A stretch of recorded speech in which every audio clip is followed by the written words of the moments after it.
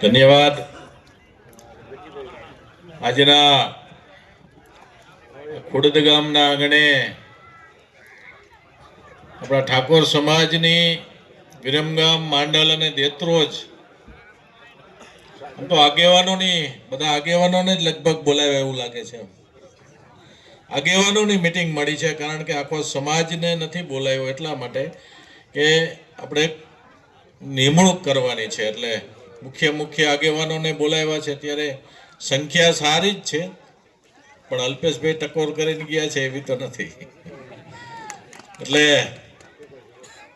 આજની આ મીટિંગમાં આપણી વચ્ચે હમણાં જ આપણી વચ્ચેથી જેને આખા ગુજરાતમાં આ ઠાકોર સમાજને જગાડવાનું કામ કર્યું છે, અલ્પેશભાઈ તો આમ તો અહીંના એમનું હોમ ગ્રાઉન્ડ વતન, પરંતુ અમારું ધ્રાંગધ્રા હોય, હળવદ હોય, જુનાગઢ હોય કે જામનગર, પોરબંદર, બધી જગ્યાએ ઠાકોર સમાજમાં એક નવી ચેતના જગાડી હતી.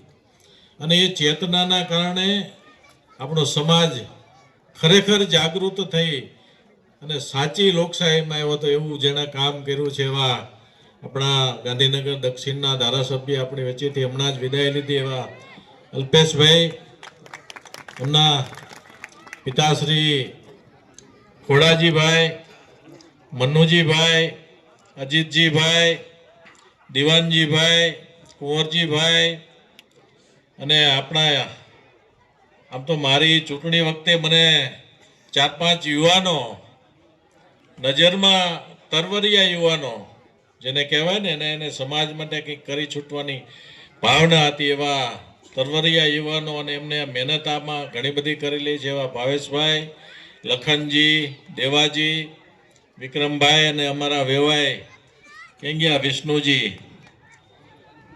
અને મંચસ્થ તમામ, બધાના નામ નથી લેતો, મંચસ્થ તમામ આગેવાનો અને મારી સામે બેઠેલા આ ત્રણેય તાલુકામાંથી પધારેલ વડીલો. મિત્રો, એક વાત તો ચોક્કસ છે કે અલ્પેશભાઈએ આપણને ઘણું બધું કીધું છે. અલ્પેશભાઈના જે અનુભવો છે, અનુભવોનો નિચોડ આપણને એમણે કીધો છે. સમાજને આગળ લઈ જવો હોય તો માત્ર ભાષણોથી સમાજ આગળ નહીં જઈ શકે. એના માટે નક્કર કામગીરી કરવી પડશે. અને નક્કર કામગીરી કરવા માટે આપણે વડીલોએ એક સમજણ ઊભી કરવી પડશે. એ સમજણ ઊભી નહીં થાય તો આપણા સમાજને આપણે આગળ લઈ જઈ શકવાના નથી. યુવાનોએ પણ ખાસ આ સમજણ વડીલો પાસેથી, યુવાનો એવું ન વિચારી લે કે અમે હવે આ સમાજને આગળ લઈ જઈએ. વડીલોએ આ સમાજ માટે ભૂતકાળમાં ઘણું બધું કામ કરેલું હોય, એમની પાસે અનુભવનું ભાથું હોય. એ અનુભવના ભાથાનો નિચોડ યુવાનો પોતાના જીવનમાં ઉતારે અને સમાજ માટે જે કંઈ કરવાના છે કાર્યો કરવા પડે. સમાજને પ્રથમ તો આગળ લઈ જવા માટે કોઈ પણ સમાજ, મિત્રો, જે સમાજની અંદર શિક્ષણ પૂરતું નહીં હોય એ સમાજ હંમેશા પાછળ રહી ગયેલો છે. આપણે ઇતિહાસ વાંચો, આપણે ઇતિહાસને ખંખોળીએ ત્યારે અન્ય સમાજોની હરોળમાં આપણો સમાજ હતો જ, પણ એ અન્ય સમાજોનો શિક્ષણનું પ્રમાણ વધ્યું, એના કારણે સમાજની પ્રગતિ થઈ. આપણે માત્ર ને માત્ર આપણા બાપ દાદાની વડોલો પાર્જિત જમીન હતી અથવા એમના જે કંઈ આપણા ધંધાઓ હતા એ ધંધામાંથી આપણા કુટુંબનું તો ગુજરાન કરતા, પણ આપણા બાળકોને આપણે શિક્ષણ પ્રત્યે વાળ્યા નહીં. એના કારણે આપણે અન્ય સમાજથી પાછળ રહી ગયા છીએ. કેળવણી એવી વસ્તુ છે કે તમારા જીવનનો સર્વાંગી વિકાસ કરવા માટે કેળવણી, શિક્ષણ નહીં હોય તો તમે તમારા સમાજનો વિકાસ નથી કરવાના, એમાં કોઈ શંકાને સ્થાન નથી.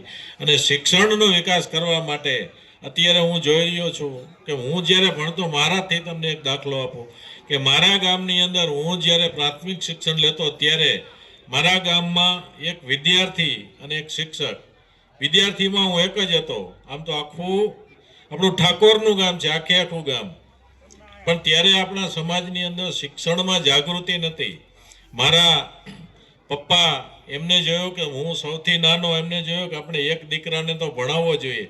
મારાથી મોટા બંને ભાઈ થોડું ઘણું ભણેલા, સાત-આઠ ચોપડી ભણેલા, પણ મને ગ્રેજ્યુએટ બનાવવા માટે એમને કમર કસેલી અને એના કારણે હું મારી નિશાળમાં એક વિદ્યાર્થી અને એને શિક્ષકવાળી સ્કૂલમાં ભણી અને આજે એન્જિનિયરિંગ સુધી પહોંચ્યો હોય તો એમની પાછળનું કારણ અને અત્યારે તમારી વચ્ચે ઊભો હોય તો એ શિક્ષણ મેળવવાના કારણે તમારી વચ્ચે સંસદ સભ્ય બનીને ઊભો છું.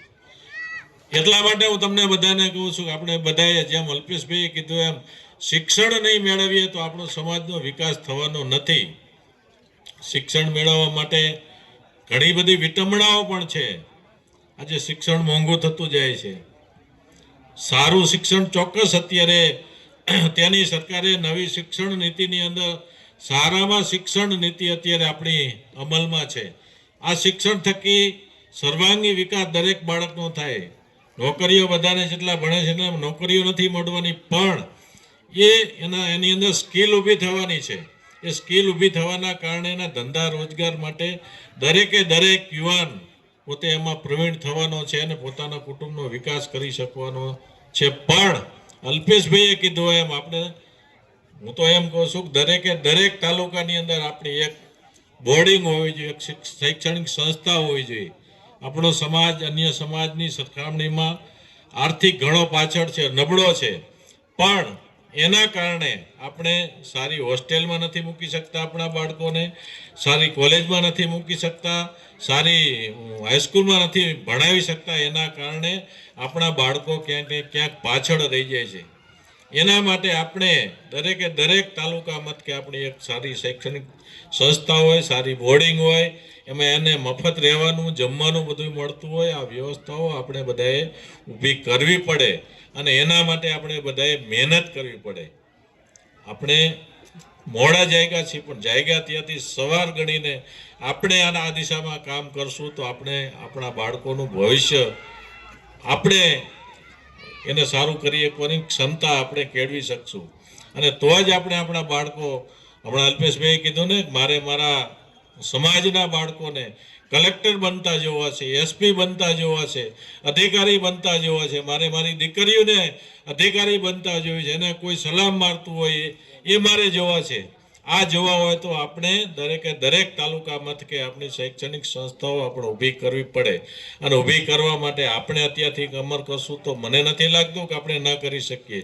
સમાજ એટલો બધો પણ ગરીબ નથી કે જે આપણે દરેકે દરેક તાલુકા મથકે શૈક્ષણિક સંસ્થા ઊભી ન કરી શકીએ. હજી સમય છે. હજી ભવિષ્યની અંદર દરેકે દરેક તાલુકા મથકે જમીનો મોંઘી થતી જવાની છે. એ મોંઘી થશે ત્યારે કદાચ આપણને વધારે કાઠું પડવાનું, વધારે અઘરું પડવાનું છે. અત્યારે હમણાં ભોજવા જમીન લીધી છે, અલ્પેશભાઈએ કીધું એમ, તો એ ભોજવા જમીનની અત્યારે જે કિંમત છે એ 10, 15, 20 વર્ષ પછી એની કિંમત ઘણી બધી આગળ વધી જવાની છે. ત્યારે આપણે ત્યાં શૈક્ષણિક સંકુલ ઊભું કરવા માટેની જે આર્થિક જોગવાઈઓ કરવાની થતી હોય એમાં કદાચ ઉણા ઉતરીએ, પણ અત્યારથી આપણી જો શરૂઆત કરી દીધી હોય તો મને નથી લાગતું કે આપણે અહીંયા આપણું શૈક્ષણિક સંકુલ ઊભું ન કરી શકીએ. અલ્પેશભાઈએ બીજી પણ એક વાત કરી કે આપણે આપણો ઠાકોર સમાજ આવડો મોટો છે પણ આપણે એક નથી રહી શકતા.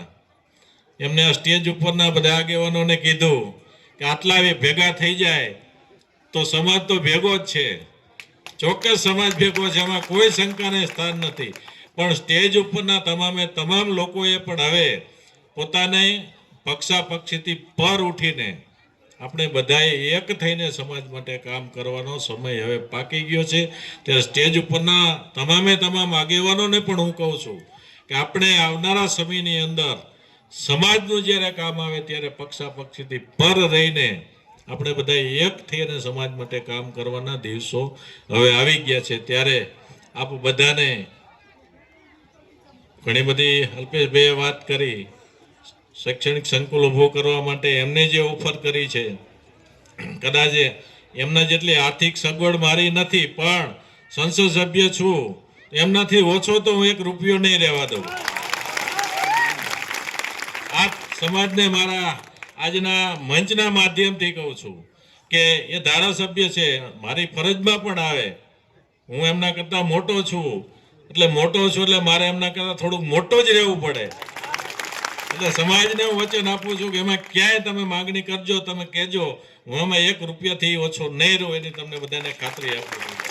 અને સાથે સાથે હું બધી જગ્યાએ કહું છું કે મારા સમાજને જ્યારે જરૂર પડે ને, મને હમણાં કહેતા હતા કે આંગળી ચીંધીને કહે છે આપણો સંસદ સભ્ય, આ સમાજને જરૂર પડે ને ત્યારે આજે આંગળી ચીંધી છે ને એમ જ હું કામ કરવાનો છું, એની પણ હું બધાને ખાતરી આપું છું. બસ ઘણો બધો ટાઈમ થઈ ગયો છે, જમવાનો પણ સમય થઈ ગયો છે, મારે પણ હજી એક બીજી જગ્યાએ કાર્યક્રમ છે, મોડું થઈ ગયું છે. આમ તો વાંક અમારો છે, અમે થોડાક મોડા આવ્યા છીએ, તમે તો વહેલા આવી ગયા હતા, પણ હવે ઘણો બધો સમય થઈ ગયો છે, વધારે કંઈ નહીં કહેતા. ફરીવાર આપણે મળતા રહીશું. અમને મોડા આવ્યા બદલ અમને માફ કરશો. આટલી વાત કરી વિરમું છું. જય હિન્દ, જય ભારત, જય ઠાકોર સમાજ.